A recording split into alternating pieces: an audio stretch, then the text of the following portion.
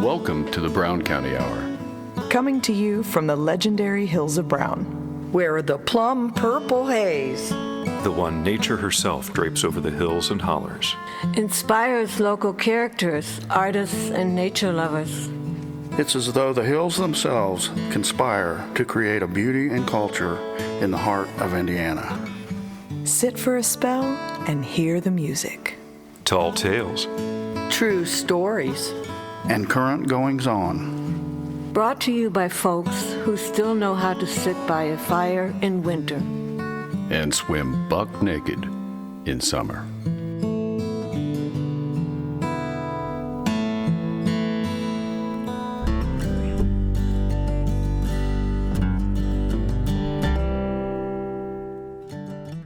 Welcome to episode 53 of the Brown County Hour. This is Dave Seastrom and Cari Ray, along with the rest of the crew. This month, we're saying goodbye to a dear friend of ours.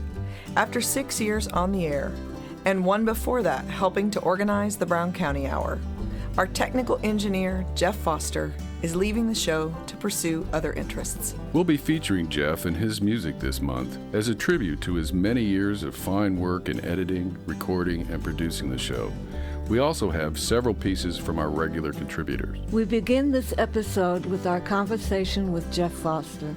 Rick Fettig will also weigh in on his relationship with Jeff, and we'll conclude by listening to Jeff's tune, Volonté.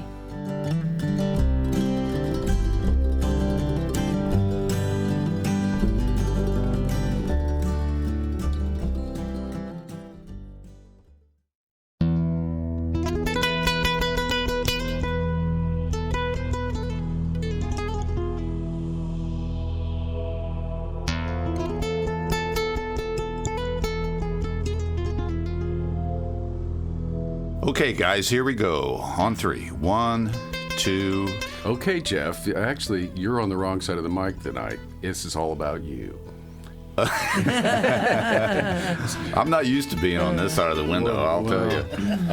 We've had the distinct pleasure of working with Jeff Foster from the very beginning of the show, and he has a little announcement to make. We've got a little shift taking place in the show, and after 6 years of loyal service, Mr. Foster is moving on to other endeavors. Yeah. 6 years, 52 episodes, and I was part of the Brown County Hour since the very first planning meeting back in, what was that, 2009, wasn't it, Pam? Yeah. The very first meeting, and it took about a year of us, getting together and talking about how we would put this show together, and all the time I kind of had my eye on the chair that I've sat in for the last 6 years. It happened, and I did the engineering on the very first show, and every Tuesday night since, and the rest is history. But in recent years, I've been thinking that, I'm not getting any younger, and we've all noticed that, Jeff. Thank you so much. Thank you. And it occurred to me that, if something were to happen to me, that the show would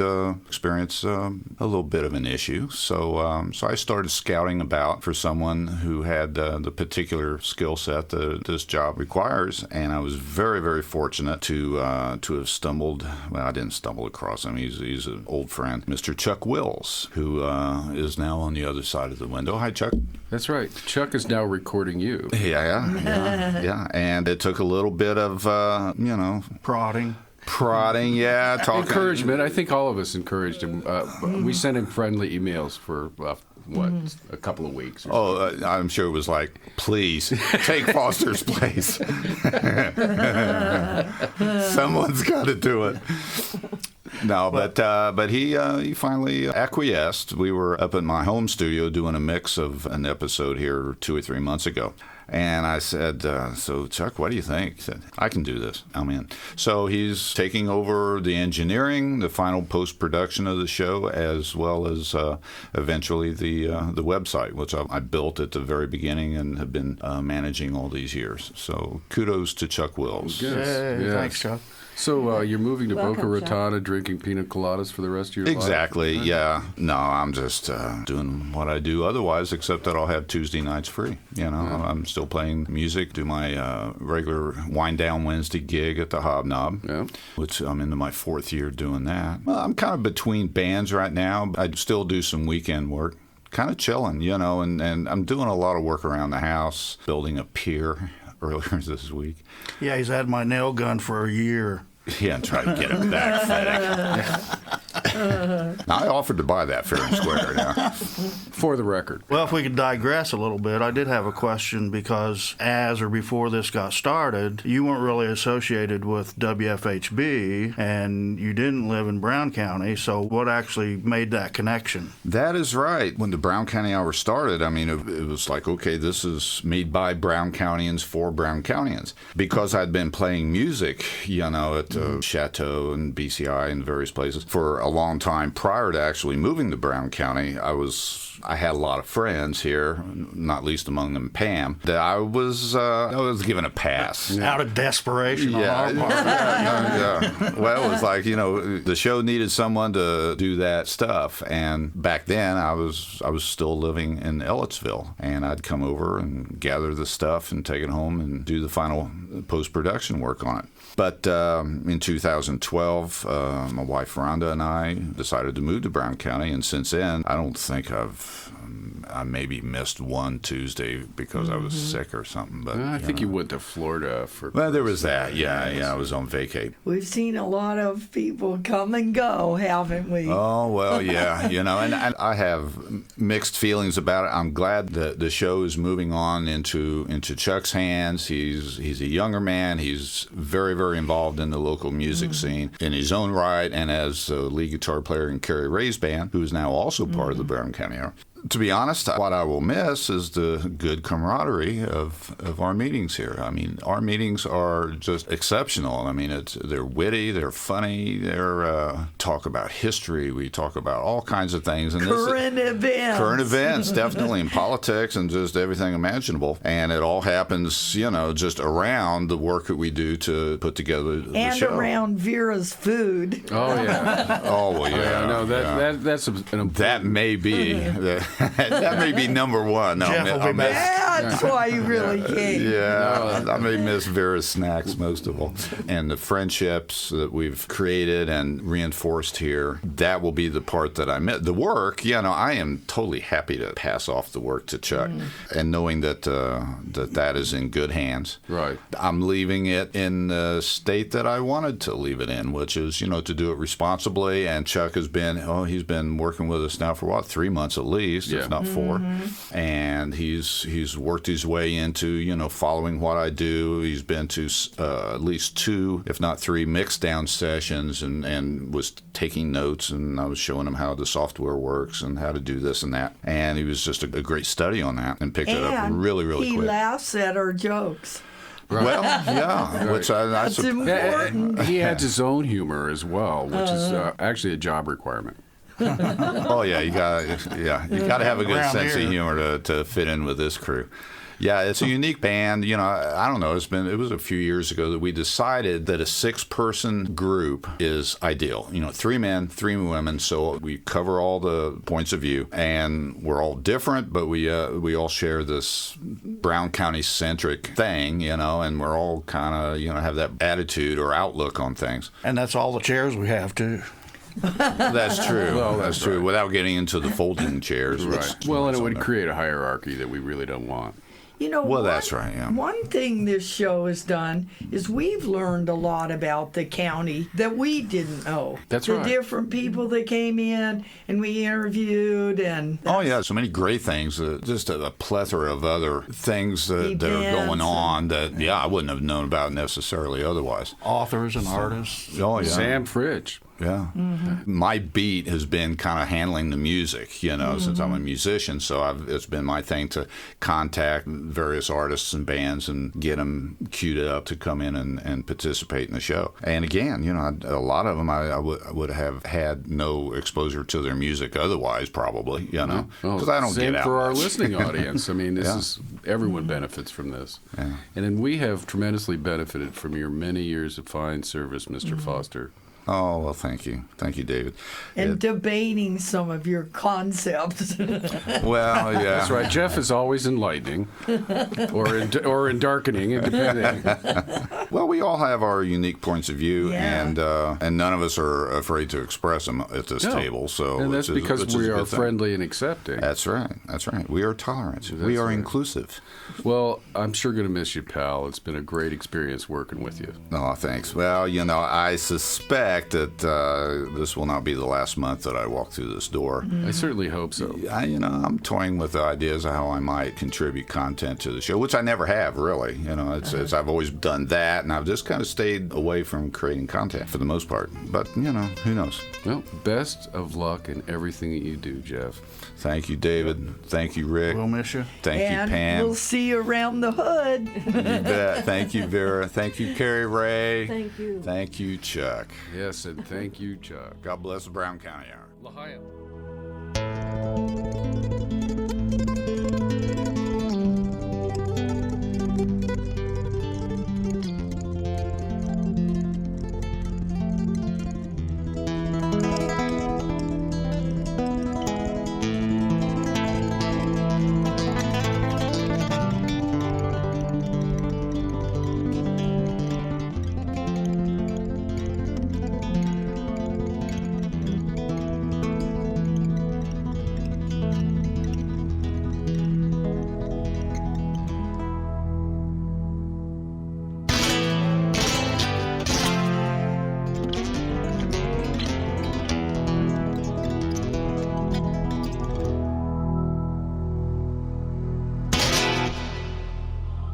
One of the great symbols of America, and what America stands for, is the eagle.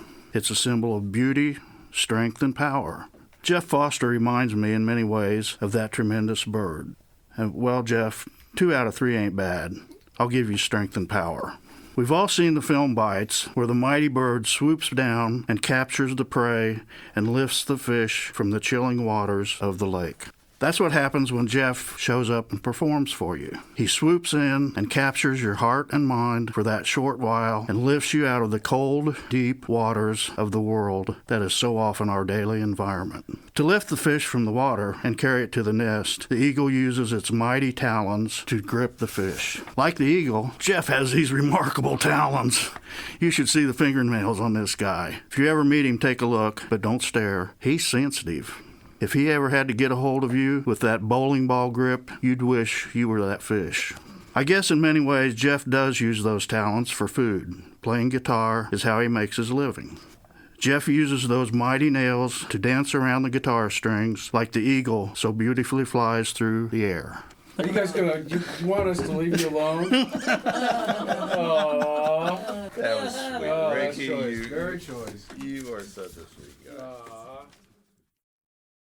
Volumte, which is Croatian for I love you, was one of the first improvised tunes I put together using a MIDI guitar synthesizer, which is a guitar that can trigger synths, program music sequences, and do all the things that a keyboardist can do. I was among an early wave of guitarists to embrace this technology beginning in the mid-1980s when MIDI was invented. All the music you're hearing today is from my 1992 CD, Midnight in Zagreb, and was composed and recorded entirely using MIDI guitar along with acoustic, classic, and electric guitars. It took me about 2 years to complete, but then I've never been one to rush things.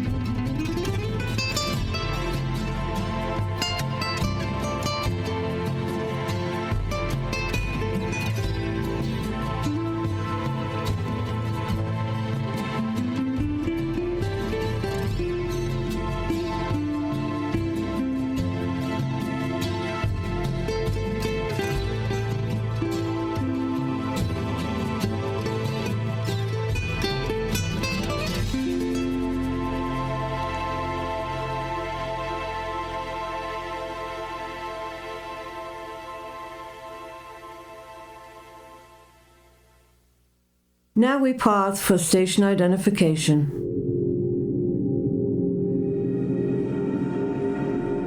Support for WFHB and the Brown County Hour is brought to you by Plum Creek Antiques, located at the intersection of 135 and 45 in downtown Bean Blossom, where visitors can buy, sell, or trade most anything. More information is available by calling 812-988-6268.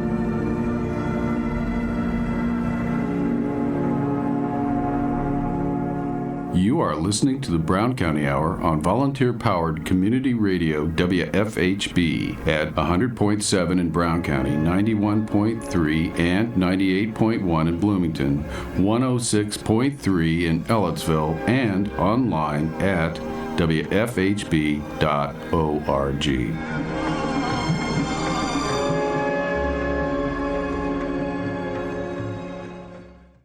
In this segment, we begin with another edition of My Brown County from Jeff Tryon. Rachel Perry shares an essay, and we'll hear Jeff Foster's tune, Memories of Zagreb. This is My Brown County with Jeff Tryon. The more I thought about what really makes Brown County, the more I began to realize how we each have our own particular Brown County. In a way, Brown County is what we each bring to it, what we find there for our own, what we each make of it. No one else sees it probably in the same exact way that I do. That's what makes it my Brown County. The artists.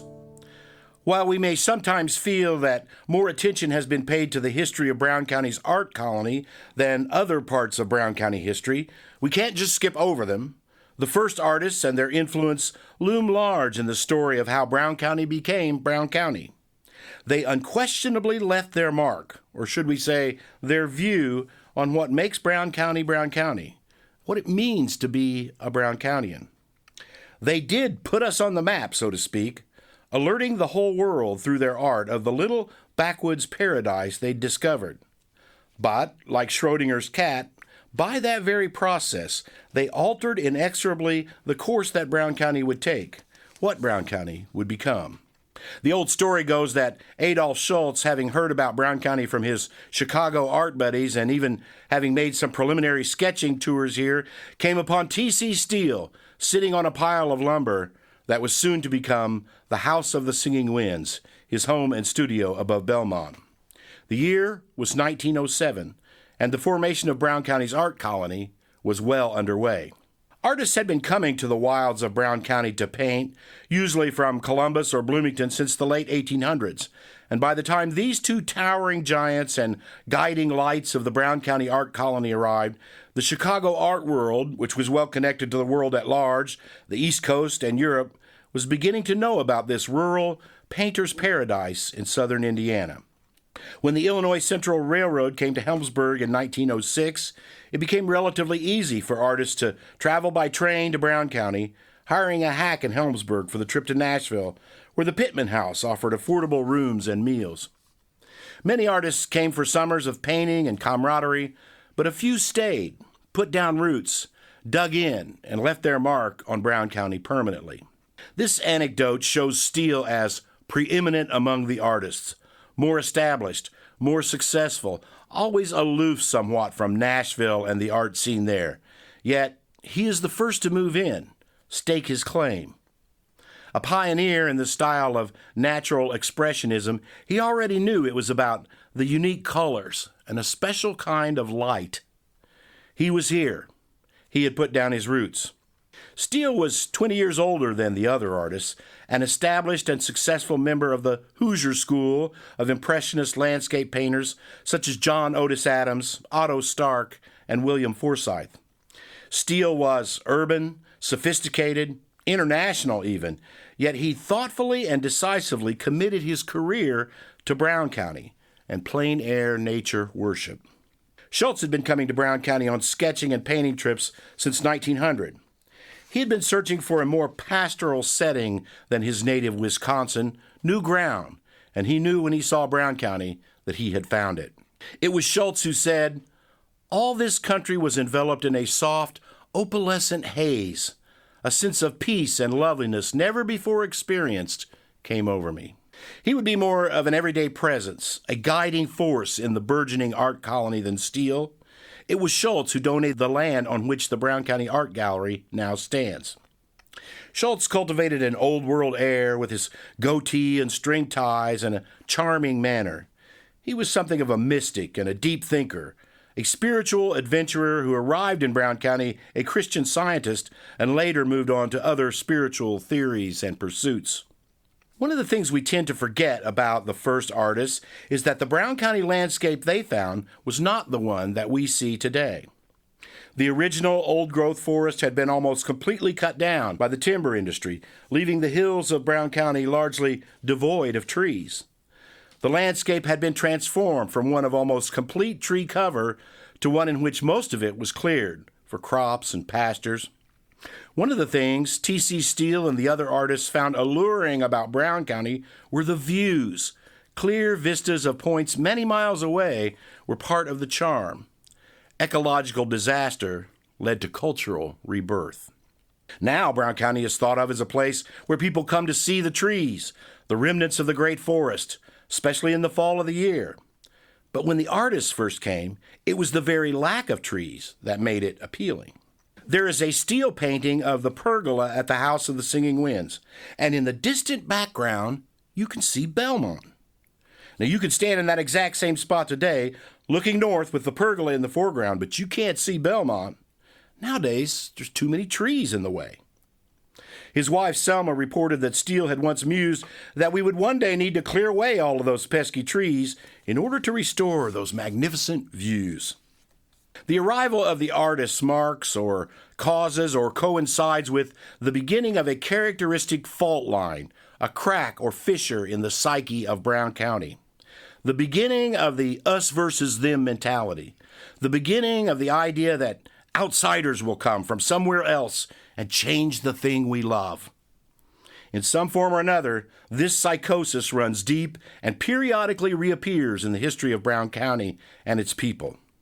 These flatlanders coming in here and telling us what we've got to do. They may be book smart, but we are hill smart. We've got natural wisdom. And thus, Abe Martin, the hayseed guru. Speaking of book learning, another set of interlopers that have been bugging us gnat-like since about this time period is all those college boys from over there at Indiana University. But that's a story for another day. The point is, Brown Countians generally looked upon the artists more or less as invaders, a nuisance, if not a menace. It's a big story. We're going to stop right there and get back to this next time on My Brown County.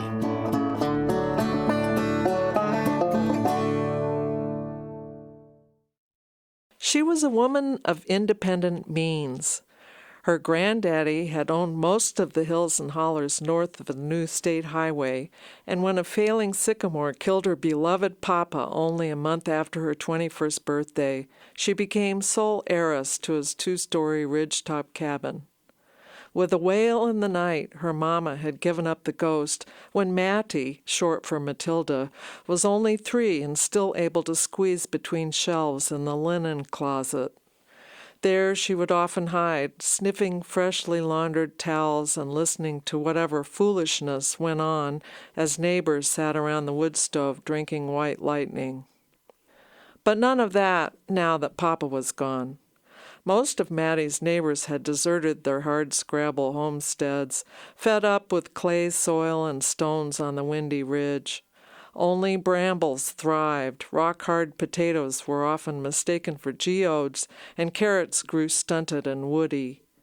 Their empty cabins became rotting lairs for wild things before slumping into ruins. Only spring daffodils remained to mark where they'd been. It wasn't an easy life keeping the old place going single-handed, but Mattie liked for everything to be in its place and was willing to do the work to make it so. Every morning she fed the chickens and milked the cow before she boiled her coffee. In springtime she allowed herself to eat hoe cakes on the front porch swing and listen for a spell to trilling wood thrush, then tackled her chores in earnest.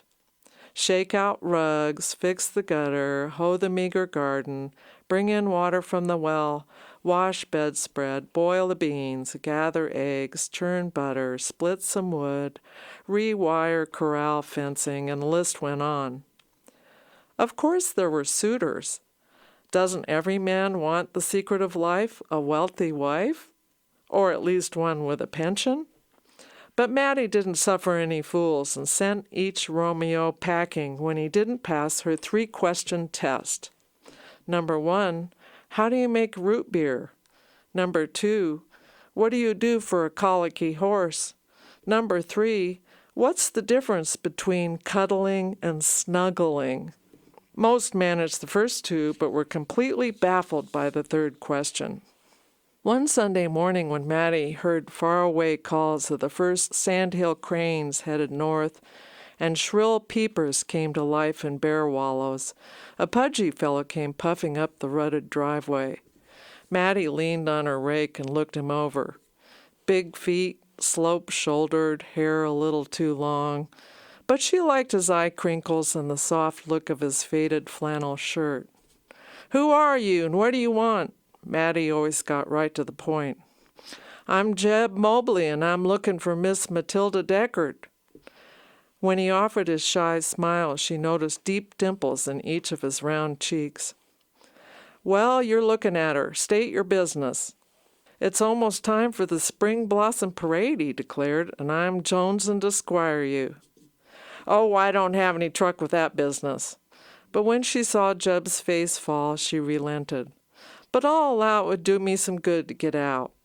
So that's how Mattie and Jeb sparked, and it didn't take long before he answered all 3 questions to her satisfaction, because he knew for a fact that you can snuggle alone, but serious cuddling requires 2 people. Well, Jeb came around most every day. He wasn't very handy, but cuddling with him was like being hugged by a big, soft bear, and he was warmer than a bed full of cats. He liked to sit on the front porch swing and strum his banjo and didn't seem to mind watching Mattie scurry around, washing, sweeping, preparing food, and tending the cook fires. Whenever she fixed supper, Jeb ate like a starved hound dog, but he always pushed away from the table hungry, for Mattie wasn't one for excesses, and she rarely served up anything but beans and root vegetables. Jeb noticed that the cow's milk didn't have much cream on top, and Mattie's hog looked more like a greyhound than a pig. Her rangy dog had a lean and hungry look. But he settled into her routine and even split some firewood every once in a while. So the summer swooped by like a bat on a balmy evening. When the nights got chilly, Mattie perceived that cuddling with Jeb had changed. Instead of feeling the comfort of his bear-like hugs, his hip bones knocked against hers when they spooned. One night, when she heard something rooting around in the pantry, she lit a candle to investigate. Imagine her surprise when she found Jeb wolfing butter straight out of the pot. "Why, Jeb, honey, are you that famished?" He gave her a sheepish grin. "Mattie, there's scarce a fat in this here ridge, and I don't rightly know how much longer I can take it." It did take a lot of convincing, but Mattie had gotten used to having Jeb around. So they moved together down to Greasy Creek, where Jeb taught her how to make fried biscuits and apple butter. And they grew old and fluffy together. A few years after they moved, the state bought her old place and turned it into Yellowwood State Forest. And that, my friends, is how Scarce a Fat Ridge got its name. Memories of Zagreb, or Sjećanja na Zagreb, is the tune that started the entire Midnight in Zagreb CD project, really. It was the fall and winter of 1988 that I lived in Croatia, then still part of Yugoslavia. I was sitting in Mama Ružica's kitchen, and she said, "Write a song I'd like." Well, I'm thinking first it has to be in a minor key, because Croatians love minor keys. Then it should have a bit of a Latin groove, because that's kind of my thing. Then it had to be tragically romantic. Well, Memories of Zagreb really isn't all that tragic in tone, but the other two things came together, I think. I sat there and made it up in about 20 minutes. Just one of those things where the task and the inspiration aligned, and the tune kind of wrote itself. I still love playing it.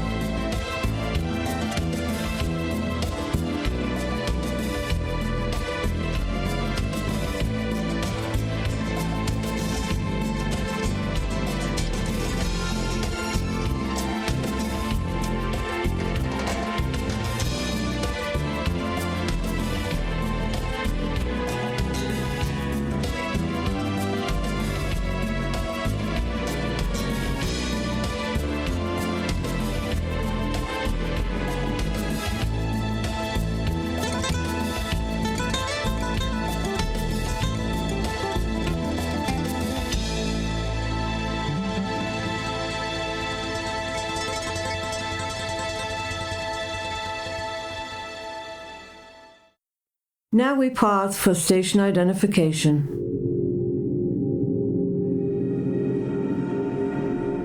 Support for WFHB and the Brown County Hour is brought to you by Plum Creek Antiques, located at the intersection of 135 and 45 in downtown Bean Blossom, where visitors can buy, sell, or trade most anything. More information is available by calling 812-988-6268.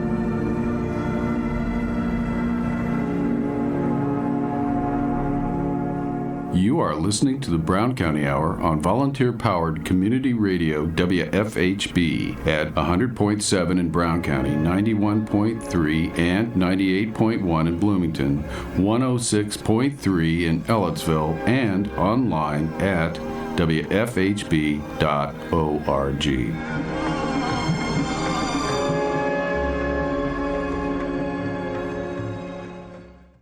Our final segment will begin with a few words from Naturalist Jim Eaglemann. We also have the latest for a song from Cari Ray. And Dave Seastrom brings us another essay. We'll close the show with Jeff Foster's tune, On the Road.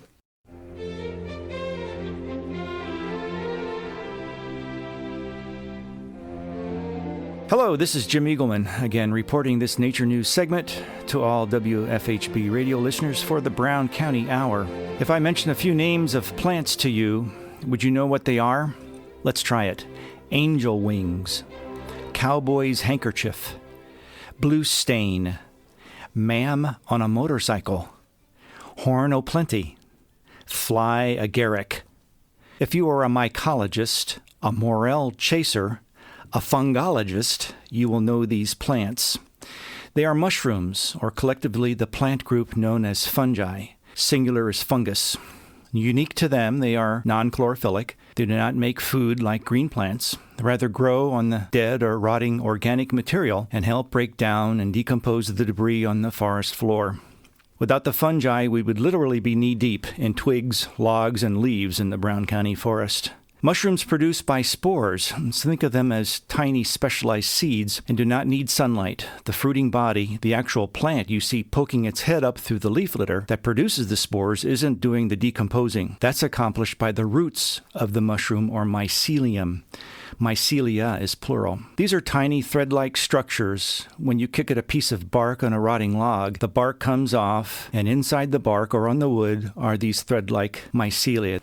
Mycelia can live for a few hours to actually several thousands of years, as evident from some of the ancient tombs in Egypt. When new ground was unearthed and deposited outside, within a day or so, mushrooms were observed growing on the soil piles at the construction sites. Amazing. These small threads connect with the fibers, the veins, and the vessels in wood and leaves and dissolve and break down the plant tissue into usable nutrients the mushroom requires.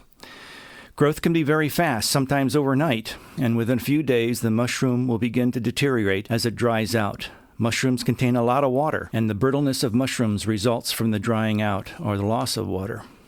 Well, speaking of water, with all the rain lately in Brown County, mushrooms have sprung up in our woods, fields, and even on mowed yards. Have you seen them? The annual rainfall in this county is about 40 inches, and I suspect we are well over that total by now with the unusual wet spring and into summer. To the mushroom hunters in spring, it's the morel mushroom we look for. Much has been written about this tasty and somewhat elusive fungus with a sponge-lined cap. I know many Brown County folks who enjoy them, and I particularly like them filleted with filleted bluegill and my favorite frothy beverage. But truthfully, I'm not the champion morel mushroom hunter, quite the opposite. And that's why the chanterelle, now in its abundance in our woods, and can be found quite easily.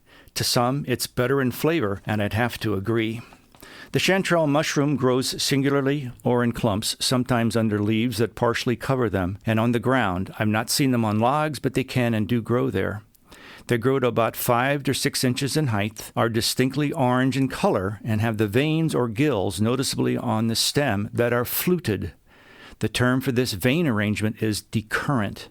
They can be dried for later consumption and used with the food dryer. Kept in a jar and used in your favorite recipe, the chanterelle can be used where any mushroom is called for. As with all mushrooms, be certain of the ID, hunt with a friend, consult a mycologist at a university or a specialist before consuming. Of course, this is true with all natural foods, berries, leaves for tea, roots, and nuts. Collecting can be done legally in all Indiana state parks and state forests, but check first for all Nature Conservancy lands. Collecting is not allowed on Sycamore Land Trust sites. In recipes, it's generally known that the dried mushroom enhances the flavor of food. They shrink as they dry and can be reconstituted somewhat in the cooking process by adding small amounts of water. The chanterelle can be pickled, too, and used in salads as an antipesto. A caveat usually told by some of my mushroom hunting buddies is there are old mushroom hunters and there are bold mushroom hunters, but are you ready for this? There are no old, bold mushroom hunters.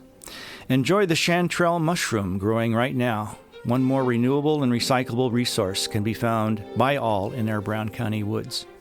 Thanks for listening. This is Jim Eaglemann reporting for the Brown County Hour. Contacts, questions, please email me at studio@browncountyhour.com.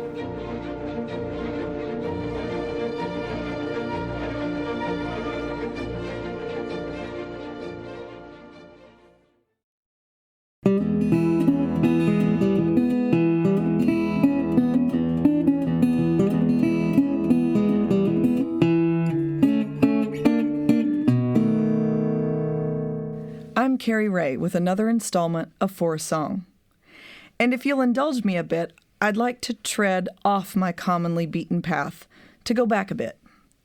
It was November of 2014, and I was sitting with my good friend and musical co-conspirator, Jeff Foster, in his upstairs studio in downtown Nashville. North. That's what we like to call it around here, Nashville North. I know there's one down in Tennessee somewhere, but from what I hear tell, things move a little too fast there for the likes of us. We prefer to wake up to the wren in time to see the dappled sunlight dance through the trees, only to sit on the porch watching the sunset to the song of the whippoorwill, after a day of hard work, or, better yet, of fishing our favorite little honey hole. There's simple joy, my friends, in the way a native panfish takes a fly on top, and a shot of adrenaline in the way a largemouth or a smallie does the same.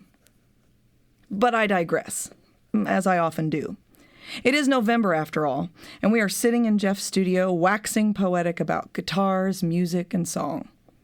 Like two old vets talking about their time in the trenches, separated by time and geography, but joined by their shared experience.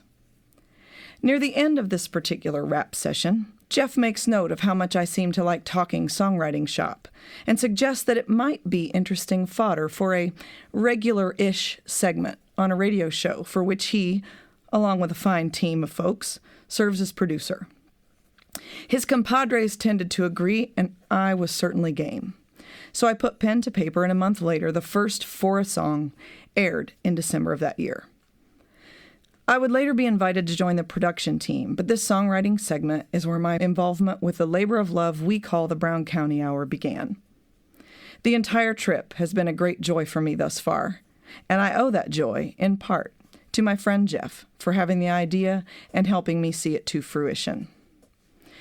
So, as you can imagine, while I wish him well as he explores other outlets for his considerable talent, my happiness for him is seasoned with a sigh for me and all of us here at the Brown County Hour at his moving on.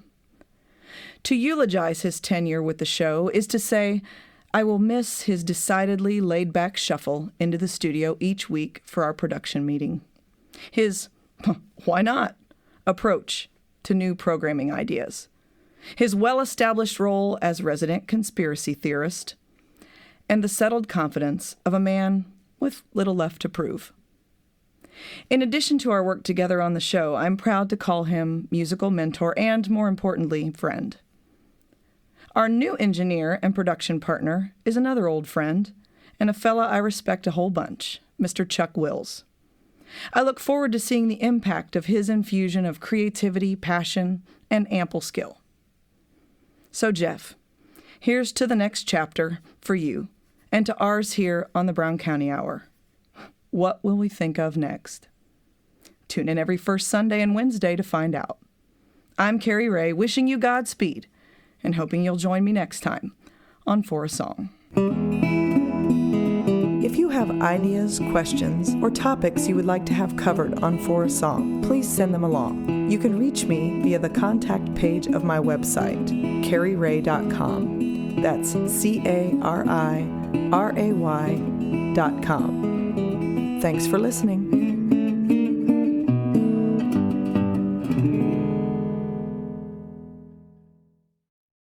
I first met Jeff Foster in January of 2013 when I joined the show for episode 15.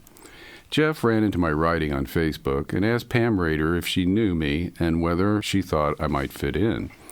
According to Jeff, she said I'd be perfect for the gig. He and I spoke on the phone in December of 2012, and I attended my first meeting soon after. Right from the start, I understood that Jeff is a man of talent and humor, and the two of us hit it off at our first meeting. As I recall that first meeting, the entire crew had a few good laughs as we each told our stories and got to know one another a little better. Our mutual relationship has grown over the years, and I believe you can hear that in the show. Up until episode 17, it took the crew 2 months to produce a 1-hour radio show. But as we worked together, it became clear that our team was capable of doubling our efforts. As of episode 18, we began to produce a show every month. This meant more work for everyone, but the lion's share went to Jeff. Jeff is not only our sound editor, he also designs and maintains our websites, which include Brown County Hour site and the Woodwatch site as well. Woodwatch is an excellent example of where Jeff's creativity has contributed to the common good. Through this website, he's created a forum to discuss the 8-fold increase in the logging of our state forests and the management decisions that have led us here. Jeff has devoted himself to making the Brown County Hour what it is today. His expertise as a sound engineer can be heard on every show from the very beginning, and it's an honest assessment when I say that he alone is responsible for the sound and texture of the show. He's also a character, and you can hear much of that on some of the humorous edits and outtakes that he's blended into many of our shows. Over the last 7 years, Jeff has been involved in every aspect of the show. He not only edits most of the spoken word pieces, he's also used his considerable talents as a sound engineer to make all of the live music recordings in our studio, and there have been quite a few. Speaking of musical guests, Jeff's personal gravitas as a musician and his considerable list of contacts, thanks to his many years in the music business, has opened many doors for the show and brought in many fine local musicians to be interviewed and often to perform live in our studio. When the Brown County Hour was temporarily homeless during the construction of the new History Center in Nashville, Jeff opened up his personal studio to the crew, and for one entire winter we recorded the show there. He also organized the big fundraiser we had at the Brown County Inn. He not only selected and invited the musical talent who performed that night, he arranged for the sound system and the fellow who operated it. Thanks to his efforts and the hard work of the crew, we were able to raise enough money for our project, and today we enjoy the benefits of a much upgraded sound studio. Jeff's creativity isn't confined to just the Brown County Hour. He's also a well-known local musician whose performances have been enjoyed by many of us in the community. In between remodeling his house and all of his other activities, he also teaches banjo and guitar. Sadly, for those of us on the Brown County Hour crew, this show, episode 53, will be Jeff's last. After 7 years in the saddle, he's ready for new adventures, and given his outlook and talent, we're all looking forward to see what he'll do in the next chapter of his life. Jeff's devotion to the show has included training our new sound engineer, Chuck Wills, who has been working with us for the last couple of months. This is typical of Mr. Foster. He cares enough about this show to make sure there's a smooth handoff, and thanks to his efforts, that's exactly what's happened. Jeff has promised to stop by every once in a while, and of course we'll be able to see him when he performs at the various music venues here in Brown County. At the risk of sounding a little corny, I sure will miss you on Tuesday nights, my friend. It's been a real privilege working with you. On behalf of the entire crew, we wish you fare thee well in all that you do, and thank you for all that you've done for the Brown County Hour. This is Dave Seastrom. See you next time. Oh, brings a little tear to the eye. On the Road, or Necesti in Croatian, is part of an extended medley from the CD. I was first chair drummer in my high school band and loved playing with percussion. So first I came up with a drum groove I liked and started throwing other things at it. There's bass and classic guitar, of course, as well as organ, a string section, a trumpet solo on the bridge, a straight-ahead electric guitar shred, a fast arpeggiated background pulse, maybe some other stuff I've forgotten.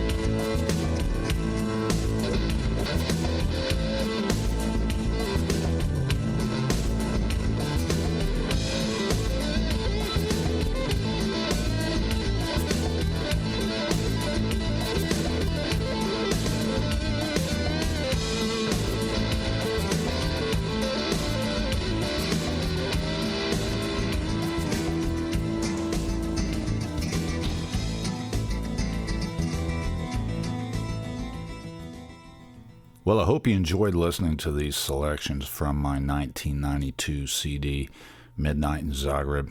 It was fun to finally air them on the Brown County Hour. Don't ask where you might buy a copy, though. It's long out of print.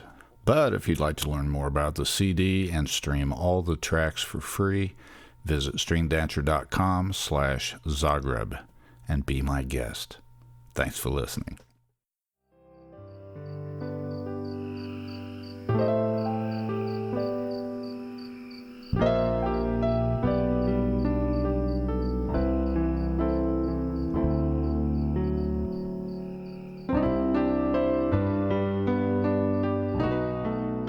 Thanks for tuning in to episode 53 of the Brown County Hour, recorded in our studio at the History Center here in downtown Nashville, and brought to you the first Sunday of every month at 9 a.m. and the following Wednesday at 6 p.m. The Brown County Hour is brought to you by a diverse group of folks that believe the world is for everyone.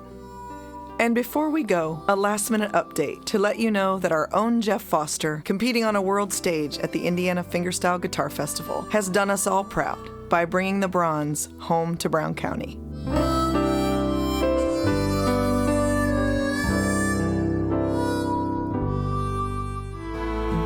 You've been listening to the Brown County Hour. Coming to you from deep in the woods of Brown County, Indiana. Celebrating the arts, culture, and nature that make this such a unique community. Visit us online at browncountyhour.com. The Brown County Hour is a production of WFHB. Volunteer-powered, listener-supported community radio for South Central Indiana. Take me back to my home, Brown County home.